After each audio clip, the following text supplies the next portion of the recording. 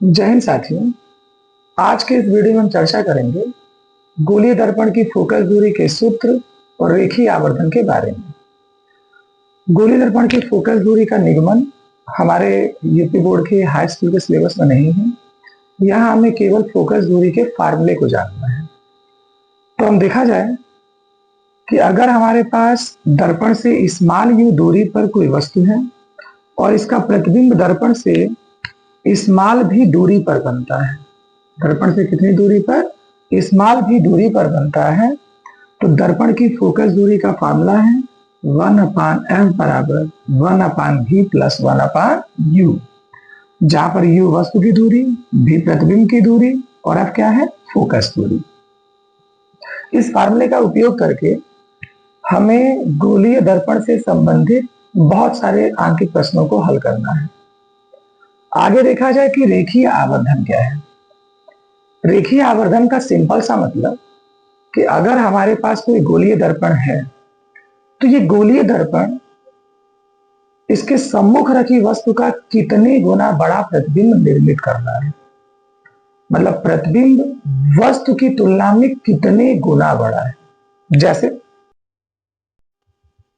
जैसा कि हम कह रहे हैं कि मान लीजिए कोई वस्तु है, इस वस्तु की लंबाई है 4 सेंटीमीटर और जब इसे दर्पण के सामने रखते हैं तो दर्पण द्वारा इसका प्रतिबिंब बनता है और उस प्रतिबिंब की लंबाई है 8 सेंटीमीटर। अब हम कहें कि ये प्रतिबिंब वस्तु से कितने गुना बड़ा है, तो सिंपल सब लोग बता सकते हैं कि भाई ये 4 है, ये 8 है और ये 8 4 का कितने गुना है? 2 गुना है। मतलब हमारा प्रतिबिंब वस्तु का कितने गुना बना है? 2 गुना बड़ा बना है। हमें ये 2 मिला कहां से? तो हमने क्या किया, 8 में 4 से भाग दिया। हमने 8 में 4 से भाग दिया तो हमें कितना मिला? 2।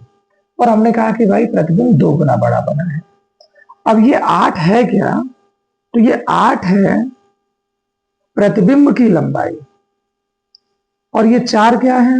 वस्तु की लंबाई। मतलब अगर हम प्रतिबिंब की लंबाई में वस्तु की लंबाई से भाग दे दें तो हमें मालूम चल जाएगा कि प्रतिबिंब वस्तु का कितने गुना है। और यही तो रेखीय आवर्धन है। मतलब रेखीय आवर्धन है क्या? तो किसी गोलीय दर्पण द्वारा बनने वाले वस्तु की प्रतिबिंब की लंबाई और वस्तु की वास्तविक लंबाई के अनुपात को हम क्या बोलते हैं? रेखीय आवर्धन कहते हैं। इसे हम स्मॉल m से प्रदर्शित करते हैं और रेखीय आवर्धन m बराबर दर्पण द्वारा बने वस्तु के प्रतिबिंब की लंबाई बटे वस्तु की लंबाई। प्रतिबिंब की लंबाई को हम कैपिटल I से दर्शाते हैं, I का मतलब इमेज, इमेज मतलब प्रतिबिंब, और वस्तु की लंबाई को हम O से दर्शाते हैं, O का मतलब ऑब्जेक्ट, ऑब्जेक्ट मतलब वस्तु। तो फॉर्मूला मिलता है रेखीय आवर्धन m बराबर I/O। इसके अलावा अगर हमें दर्पण से वस्तु की दूरी और प्रतिबिंब की दूरी पता है तब भी हम फोकस दूरी की गणना, रेखीय आवर्धन की गणना कर सकते हैं। तो ये कह रहा है कि अगर दर्पण से स्मॉल भी दूरी पर स्थित वस्तु का प्रतिबिंब दर्पण से स्मॉल भी दूरी पर प्राप्त हो तो रेखीय आवर्धन m बराबर -v/u। ये जो रेखीय आवर्धन है, इस रेखीय आवर्धन का मान जितने भी वास्तविक प्रतिबिंब हैं, इन वास्तविक प्रतिबिंबों के लिए ऋणात्मक है। क्यों है उसका भी रीजन देखें। हमने कोई दर्पण लिया, इस दर्पण के सामने हमने वस्तु को तो मुख्य अक्ष के ऊपर रखा है, लेकिन जब तक हमने वास्तविक प्रतिबिंब बनाए हैं सारे के सारे वास्तविक प्रतिबिंब मुख्य अक्ष के नीचे बने हैं। तो ये हमारा वस्तु है ऑब्जेक्ट, इसकी लंबाई धनात्मक क्योंकि मुख्य अक्ष के ऊपर की दूरियां धनात्मक। ये हमारा प्रतिबिंब है इमेज और ये मुख्य अक्ष के नीचे है तो ऋणात्मक। वास्तविक की बात कर रहे हैं कि जब तक प्रतिबिंब वास्तविक बना है वो उल्टा ही बना है। पिछले वीडियो में हमने गोलीय दर्पण द्वारा प्रतिबिंब का बनना पढ़ा रखा है, वहां पे हमने इसे दर्शाया भी है कि जब तक वास्तविक प्रतिबिंब बने हैं तब तक उल्टे ही बने हैं।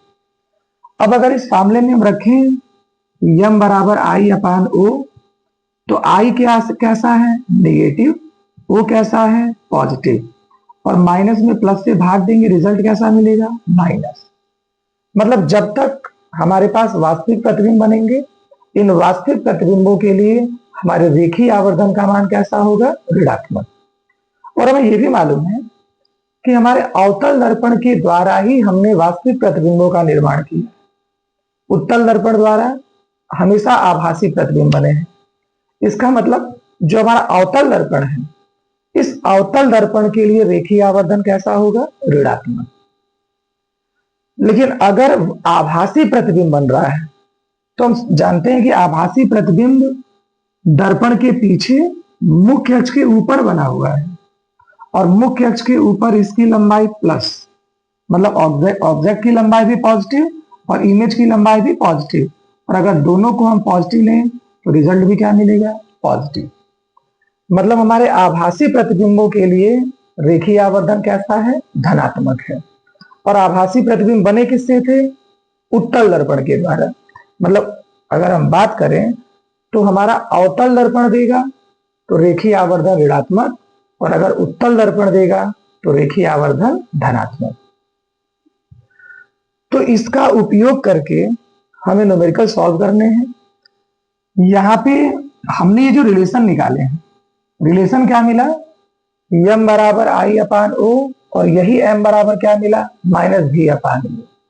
तो दोनों में लेफ्ट हैंड साइड बराबर है तो राइट हैंड साइड भी क्या होंगे? बराबर होंगे। मतलब मिलता क्या है? यहां से मिलता है m बराबर आई अपान ओ, और ये किसके बराबर? माइनस भी अपान यू के बराबर। ये रेखीय आवर्धन है। आशा करते हैं कि वीडियो आपको अच्छा लगा होगा। अगर वीडियो अच्छा लगा है तो लाइक करें, सब्सक्राइब करें।